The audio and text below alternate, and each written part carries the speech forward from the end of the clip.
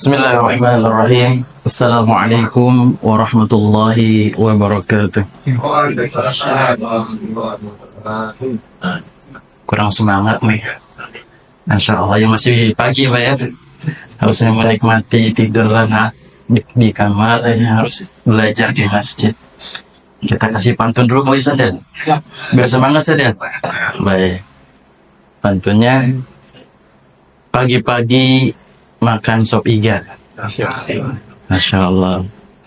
Yang ucap jawab salam saya, semoga semuanya masuk surga. Ya, harus semangat ibu ya, ayah bunda semuanya. Bismillahirrahmanirrahim. Assalamualaikum warahmatullahi wabarakatuh.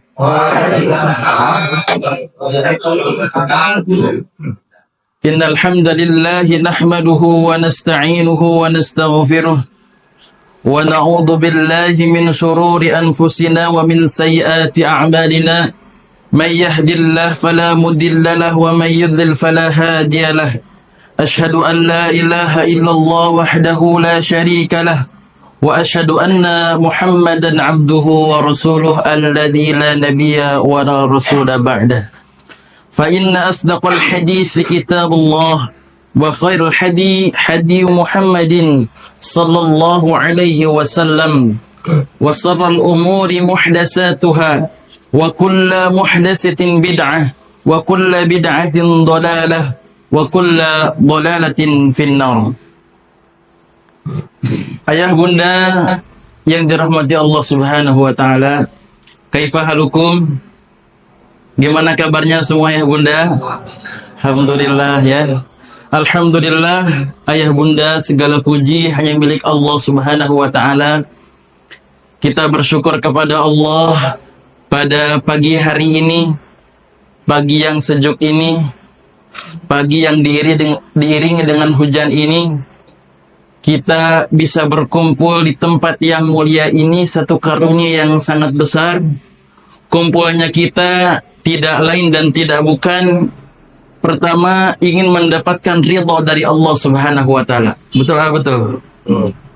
Yang kedua ingin mengangkat kebodohan dari diri kita. Betul ah betul. Dan yang ketiga kita berharap dimudahkan masuk surga oleh Allah Subhanahu wa taala.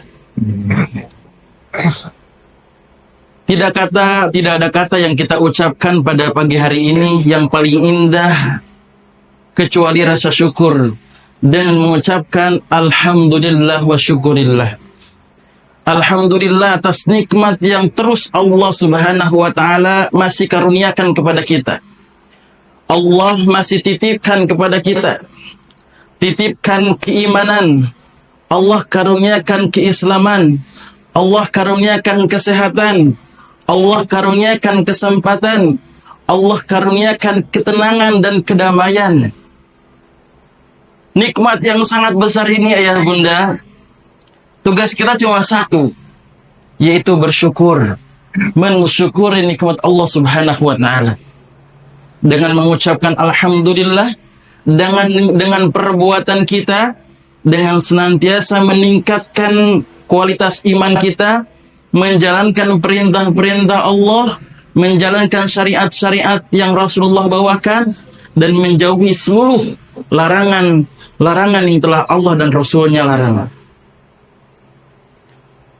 Ayah bunda yang dirahmati Allah Subhanahu wa taala, karunia yang sangat besar kita bisa duduk di majelis ilmu ini.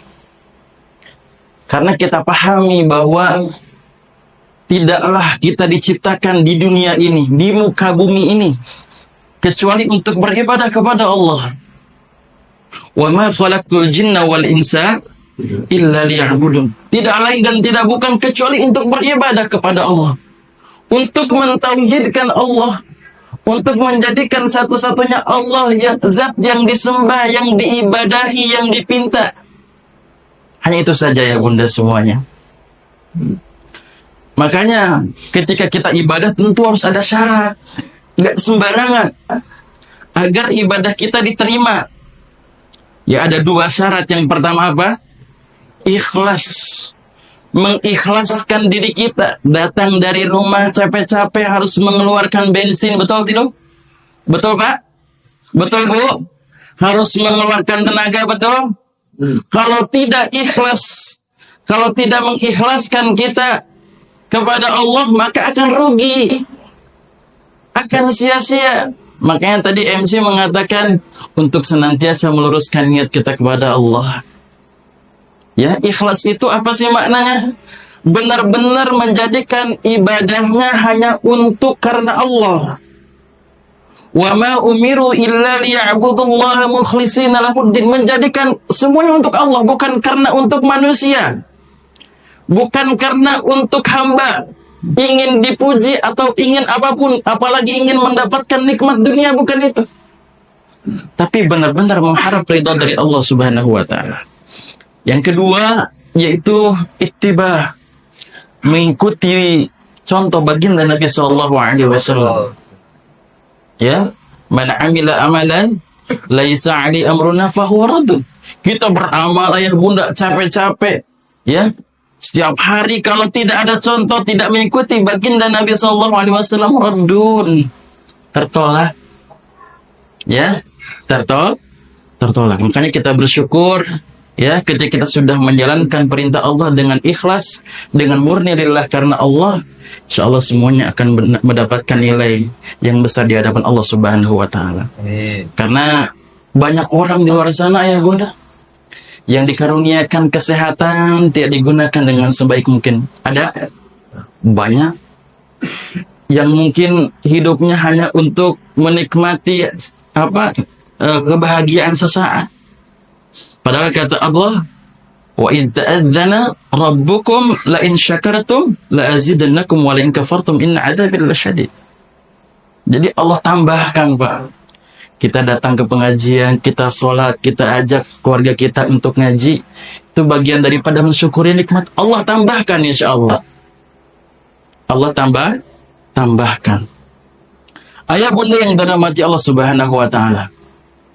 Hari ini kita akan mempelajari satu ilmu yang sangat besar yang sudah disyariatkan oleh baginda Nabi sallallahu alaihi wasallam. Tentu syariat ini ya harus mengikuti contoh baginda Nabi. Tidak asal-asalan, tidak semena-mena, tidak hanya keinginan kita, tidak, tapi kita mendapatkan petunjuk dari baginda Nabi sallallahu alaihi wasallam. Ya, syariat tentang pengurusan jenazah. Mungkin ada yang pernah mengalami memandikan, ada di sini? Boleh angkat tangan, angkat yang pernah memandikan jenazah. Ada ya? Masya Allah. Ibunda ada? Yang pernah memandikan jenazah mungkin ada? Belum ada? Mudah-mudahan setelah ini mau semua ya. Karena di Indonesia ya Bunda, itu memang kalau memandikan jenazah itu yang sakral, kegiatan sakral. Banyak mitos-mitosnya. Betul lah, betul. Banyak mitos. Kalau memandikan jenazah, nanti jenazahnya datang ke saya. Kalau memandikan jenazahnya, nanti jenazahnya ngeliatin saya di atas parak kita atau di atas rumah kita. Banyak tahayul-tahayul, khurafat-khurafat yang tersebar di masyarakat. Padahal keutamaannya besar. Dari mulai pengurusan, dari mulai memandikan, menyelatkan, mengkafani, bahkan sampai nguburkan, nanti kita akan sampaikan pahala besar yang akan kita dapatkan. Ayah bunda yang dirahmati Allah Subhanahu wa taala.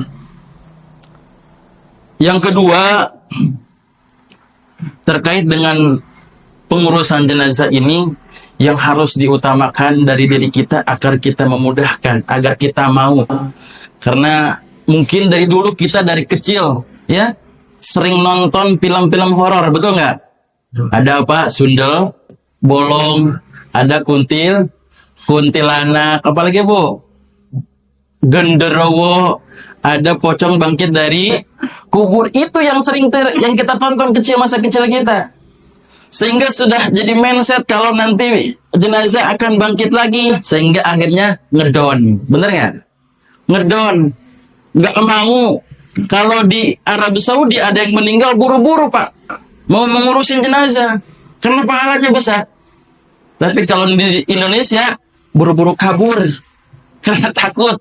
Bener gak? Sebagian, nggak di sini, di sana. Kalau di sini memang insya Allah orang-orang berani semuanya. Ayah bunda yang dirahmati Allah,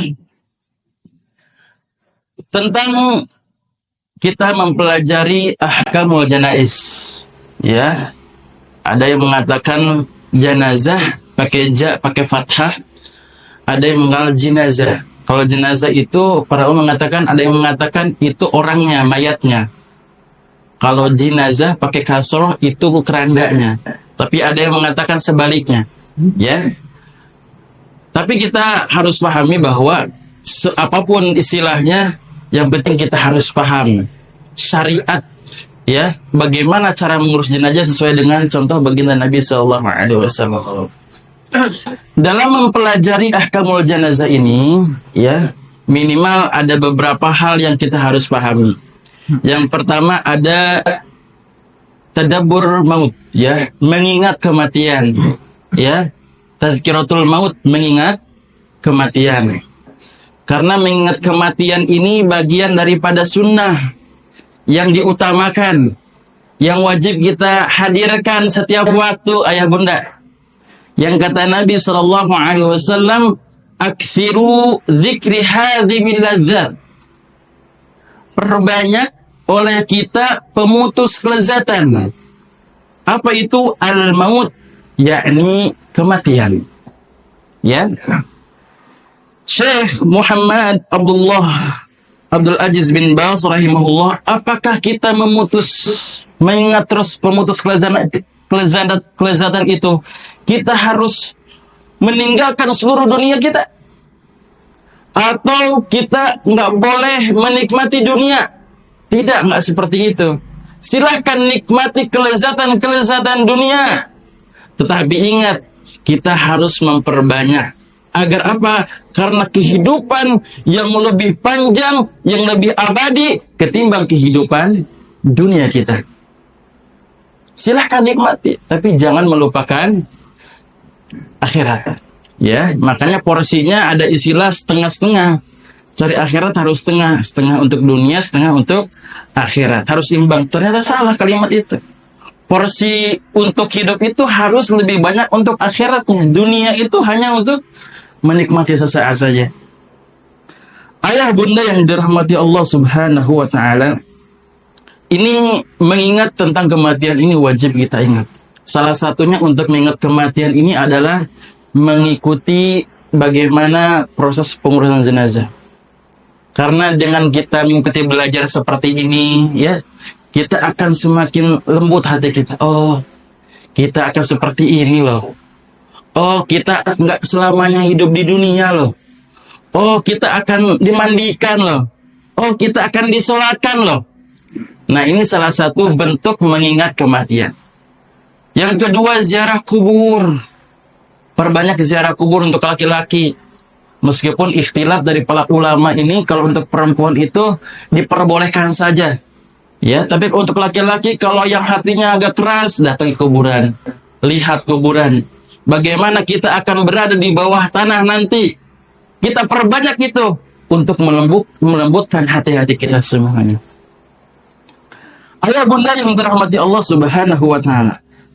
Lalu apa sih manfaat kita mengingat kematian? Ya, Ad-Daqiq rahimahullah mengatakan minimal ada 3. Silakan di situ bisa dibuka halaman kedua. Di situ kita akan melihat, ya, manfaat dari pentingnya mengingat kematian. Yang pertama apa? Kita akan bersegera bertaubat kepada Allah. Tidak menunda-nunda. Ya, lagi sendiri, lagi nyetir mobil, banyakin istighfar. Lagi di jalan, masuk rumah, keluar rumah, kita baca doa. Karena kematian nggak ada yang tahu, betul nggak? Ada orang keluar rumah meninggal, ada orang yang sedang sholat meninggal, ada orang yang sedang duduk di teras juga meninggal, ada banyak. Ya, saya sering gitu ya. Baru kemarin 2 hari yang lalu, ayah bunda, saya menjenguk salah seorang ikhwah saudara, tetangga, mohon maaf, teman di rumah sakit.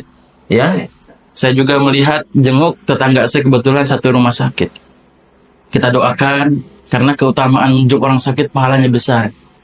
Kita doakan, ternyata ada salah satu yang saya jenguk itu sedang dalam istilah medisnya itu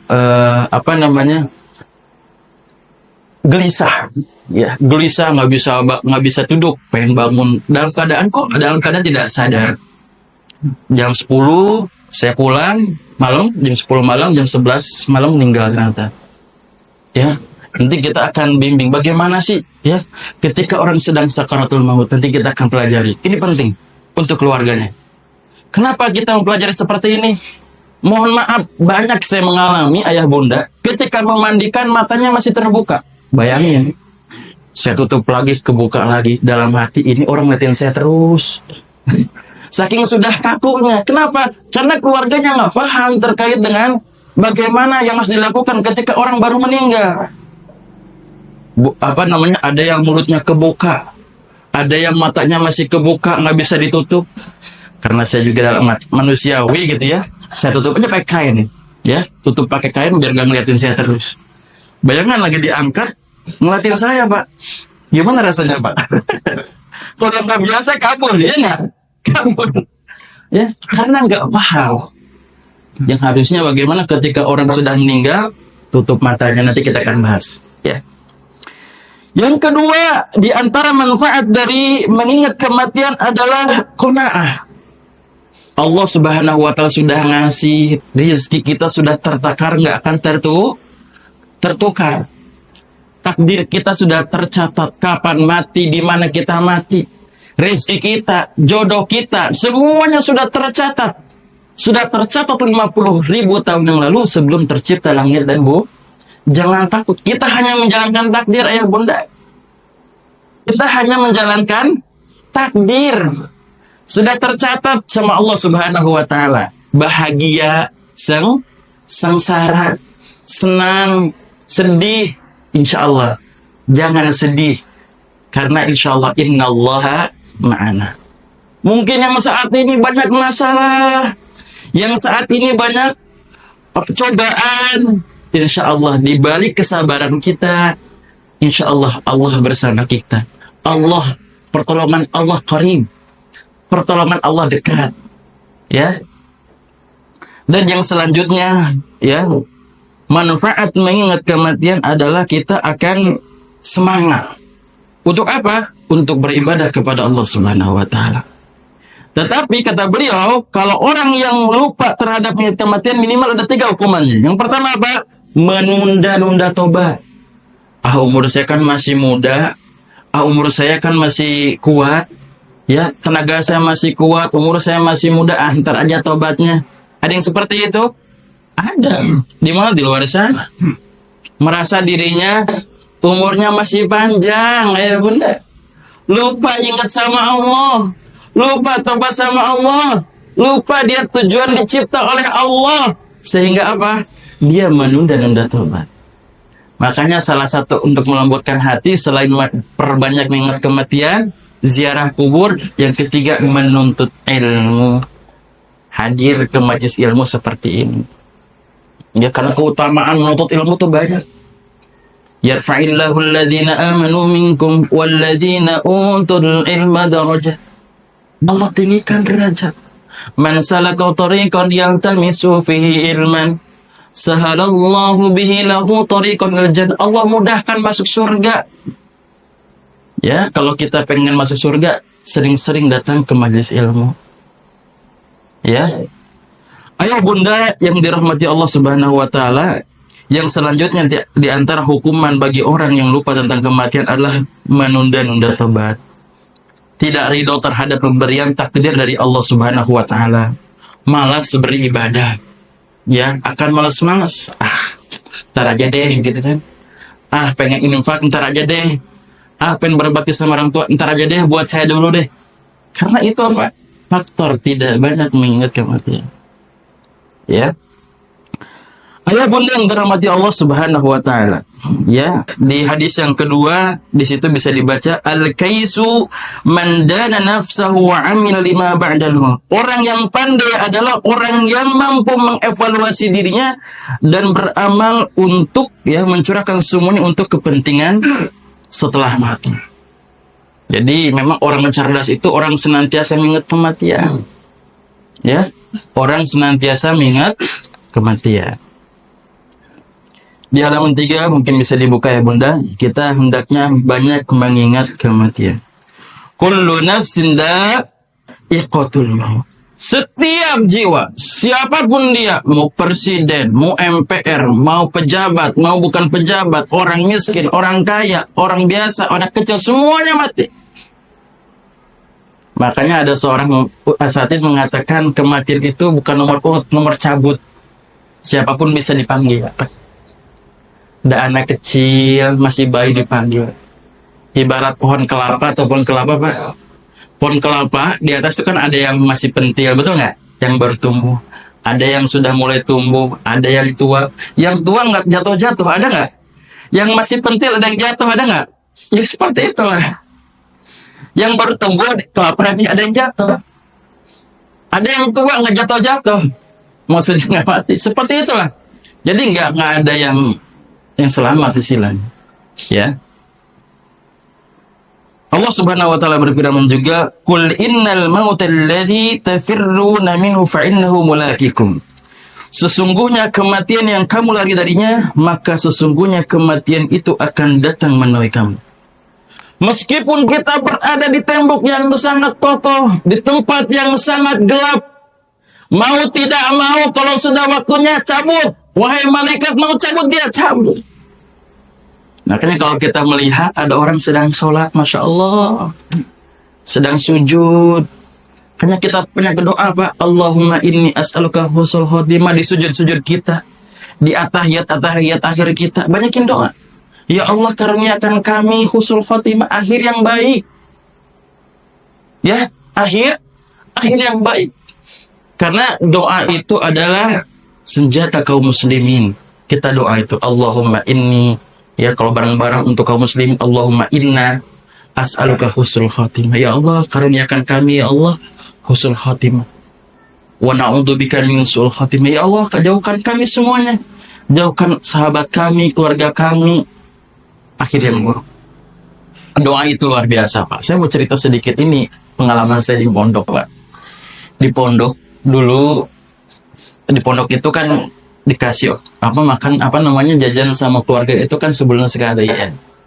Kebetulan pas di pondok ya, kita mau pulang saya nggak punya uang, Pak. Saya dari kecil tuh nggak pernah minta sama orang tua, nggak punya uang. Saya berdoa terus, saya minta sama Allah, ya Allah, saya nggak ikhtiar saya mau belajar. Ikhtiar saya cuma belajar, dan saya berdoa kepada Engkau yang Maha Kuasa semuanya. Ketika hari Minggu, ya, ini mudah-mudahan bisa menjadi ibrah juga, Pak, ya. Ketika hari Minggu, HP dibagikan. Kebetulan di pondok itu HP dikumpulin, yang pernah mondok mungkin pengalaman anak kecil ya, dibagiin hari Minggu. Pas di lapangan ada bunyi dering, ini. Assalamualaikum, waalaikumsalam. Ternyata ustazah saya yang dulu saya pernah belajar sama dia beberapa tahun yang lalu, udah lama. Saya bilang, Assalamualaikum, siapa ustazah? Iya, mungkin datang ke Jakarta ya, kata. Ngapain? Ternyata datang aja ke Jakarta, ke Taman Mini waktu itu ya. Pas saya datang ke Taman Mini, Pak, Masya Allah, diumumin ada 3 orang yang mendapatkan beasiswa katanya, dari hafalan Quran. Saya dulu pernah tes beberapa juz, 5 juz kalau nggak salah, di pesantren Ustadz Yusuf Mansur, dan baru diumumkan saat itu.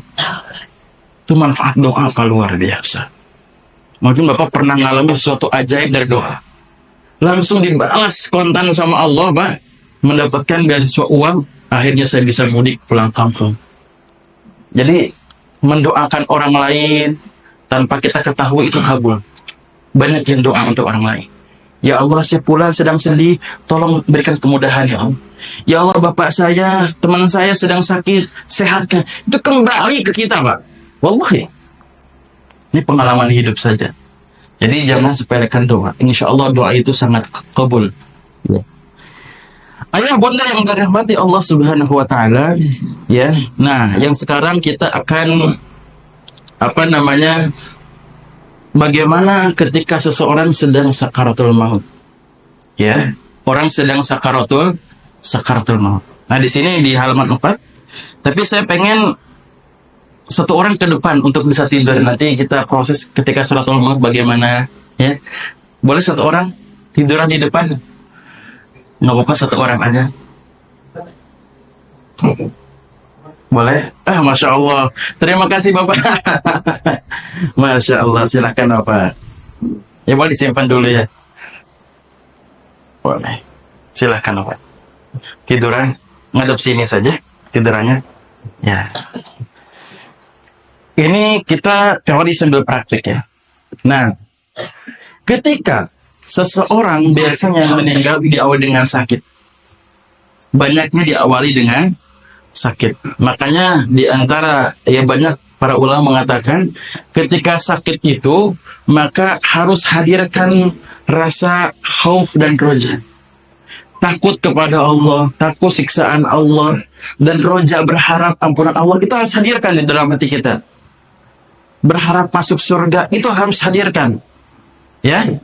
Dan yang kedua, ridho. Semua takdir yang sudah Allah takdirkan kepada kita, terima semuanya baik. Dan yang selanjutnya adalah berobat. Berobat ini ada dua, berobat yang disyariatkan dan berobat yang tidak disyariatkan. Yang disyariatkan datang ke dokter, tapi ingat dokter bukan penyembuhan sebagai wasilah. Yang tidak disyariatkan datang kepada dukun, hati-hati, ini nggak boleh.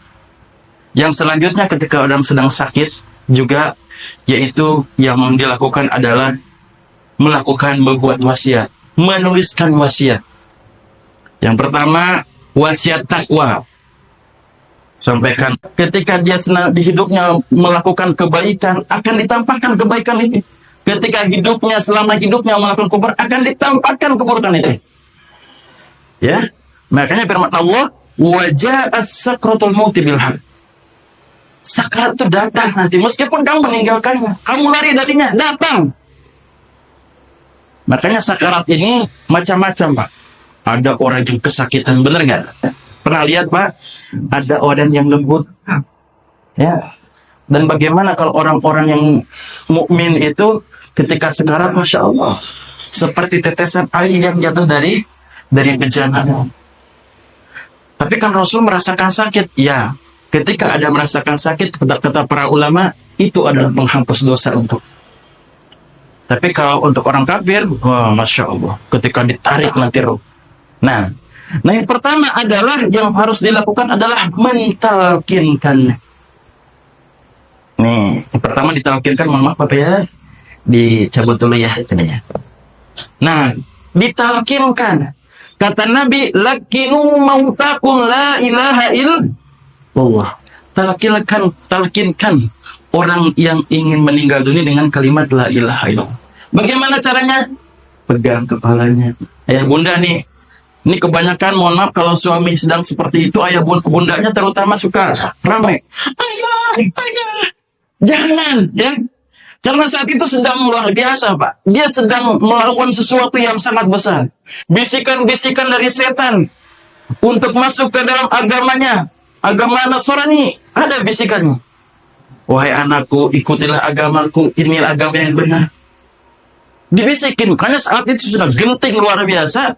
Yang masuk atau yang didampingin nggak boleh rame. Harus pelan-pelan. Ya, pegang ubun-ubunnya.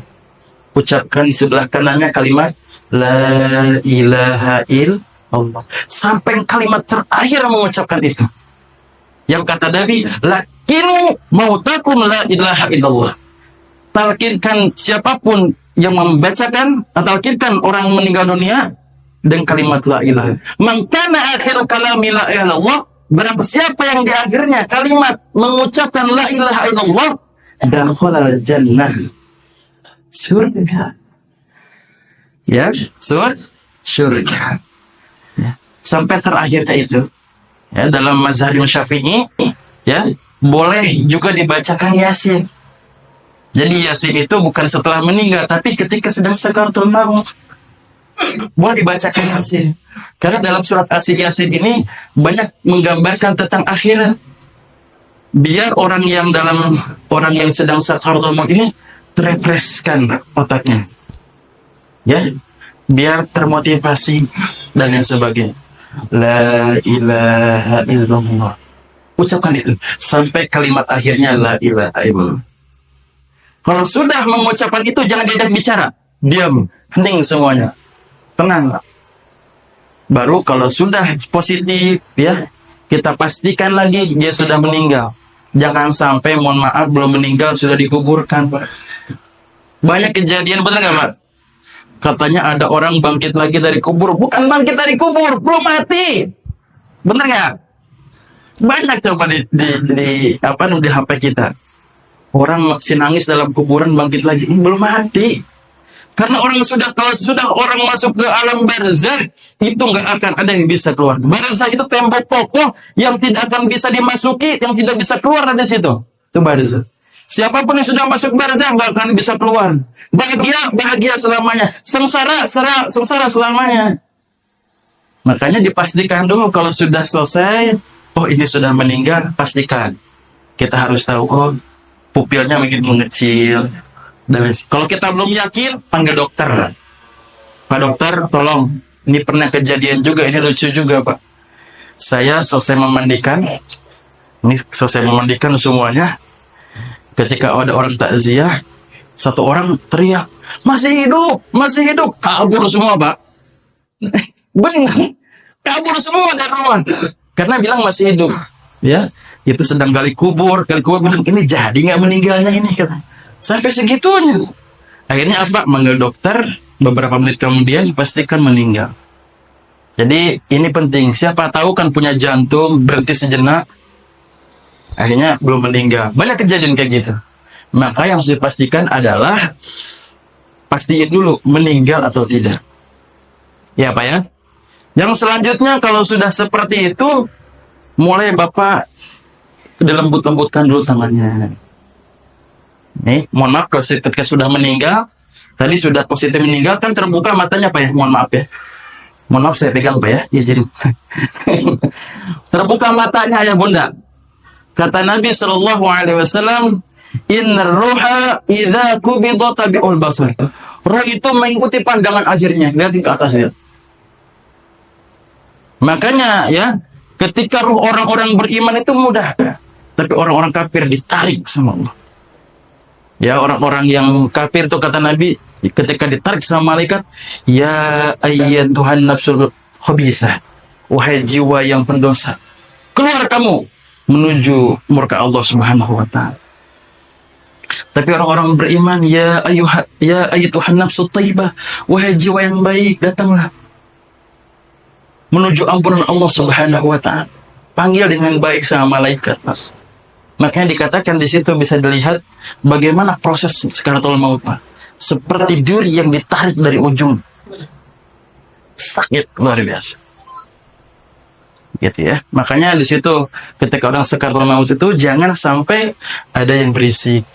Karena dari segi fisik kesakitan, dari segi bisikan dan lain sebagainya pun banyak bisikan-bisikan setan yang hadir kepadanya. Karena saat itu sedang berperang masuk ke agama Nasrani, murtad, atau masuk ke dalam agama Muslim, agama yang dianut Islam. Ya. Nah, kalau sudah meninggal, biasanya matanya ke atas. Ya, mengikuti pandangan akhirnya. Maka dalam masalah mesin, ya. Dalam masalah mesin, ini bunda-bundanya, ayah-ayahnya harus paham. Ininya dirapatkan. Di rumah ada apa? Ada kerudung bundanya ditutup. Ya, ditutup. Nah, ketika menutup matanya, mengucap kalimat istirja. Inna lillahi wa inna ilaihi raji'un. Tutup matanya. Mohon izin Pak, saya pegang ya. Tutup matanya sambil tertutup. Dua matanya tertutup. Yang orang tua, mohon maaf, yang kerabatnya boleh mengatakan Allahumma ajirni fi musibati wa akhlif li khairan minha. Baca doa itu. Ya, banyakin doa dulu. Ya, baru setelah itu doakan. Karena ketika Nabi SAW mendatangi jenazahnya Abu Salamah, mendoakan, Allahumma gfir li Abi Salamah warfa' darajatahu fil mahdiyyin. Ya Allah, angkat derajat Abu Salamah. Ya, kumpulkan bersama orang diberikan petunjuk. Atau Bapak mungkin kenal saya, Allahumma gfir Abu Farhan warfa' darajatahu fil mahdiyyin. Doakan Pak. Ya, Allahumma gfir lahu. Kalau perempuan, Allahumma gfir laha. Seperti itu. Baru ditutup. Tutup ininya apa? Mulutnya. Sampai bertemu antara gigi atas dan gigi bawah. Karena kata Syekh Muhammad bin Jibril mengatakan untuk jeleknya pandangan ketika orang ingin dimandikan. Kalau terbuka nggak enak, Pak. Sering saya kayak gitu. Terbuka. Ya. Diikat bagian sini. Diikat pakai apa? Pakai tali, ya. Pakai apa saja boleh. Nah, di sini diikat boleh pakai kerudung ibu atau siapapun di rumah. Biar mulutnya tidak terbuka. Diikat di sini, ya. Lalu tangannya disimpan di sini setelah dilembutkan. Di antara pendapat Syafi'i boleh menyimpankan benda yang berat, khawatir cepat mengembung. Karena ada sebagian jenazah kemarin belum lama saya memandikan, itu penyakit kata dokter segera dimandikan, dikafani dan dikuburkan. Kenapa? Ini akan cepat membesar badannya. Jasadnya. Ya kata yang Syafi'i, kalau memang seperti itu ditutup dengan yang berat-berat di perutmu. Asal jangan disimpan Quran, jangan disimpan hadis, cukup yang berat. Kalau memang punya penyakit, baru ditutup seperti ini. Nah, seperti itu. Kita langsung ikat aja, Pak ya. Mohon izin ya, Pak ya.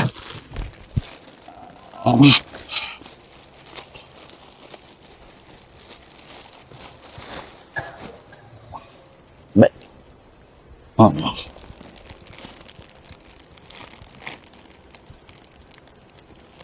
Boleh satu orang ke depan mungkin? Siapa aja? Nih, mohon maaf. Mohon maaf, Ustaz, diikat bagian ininya, kakinya.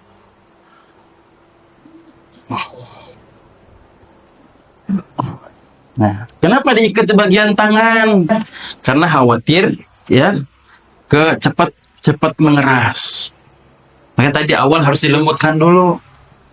Ini harus paham ya Bunda, kita nggak tahu siapa duluan, apakah kita atau istri kita atau anak kita, nggak tahu. Ya, jadi sesuatu yang pasti kita harus tahu ilmunya. Alhamdulillah, terima kasih yang sudah hadir dengan suami istrinya. Mudah-mudahan Allah berkahi ilmunya. Karena ilmu yang sangat besar, bagus ini. Ya, yang harus kita pelajari. Nah, kalau sudah seperti ini, kata Nabi Shallallahu Alaihi Wasallam, tutup dengan kain ya bercorak, atau sekarang mungkin lebih gampangnya boleh kain batik, kain panjang. Nah, mohon izin Bapak menutupnya ya. Kalau kepanasan bilang. Mudah-mudahan pulang masih sehat ya Pak ya. Ya Allah ya Rabbi. Nah, seperti ini, mohon izin saya buka dulu. Nah, seperti tutup semuanya. Ya. Yang selanjutnya jangan langsung disimpan di lantai, Pak. Tapi disimpan di tempat yang lebih tinggi.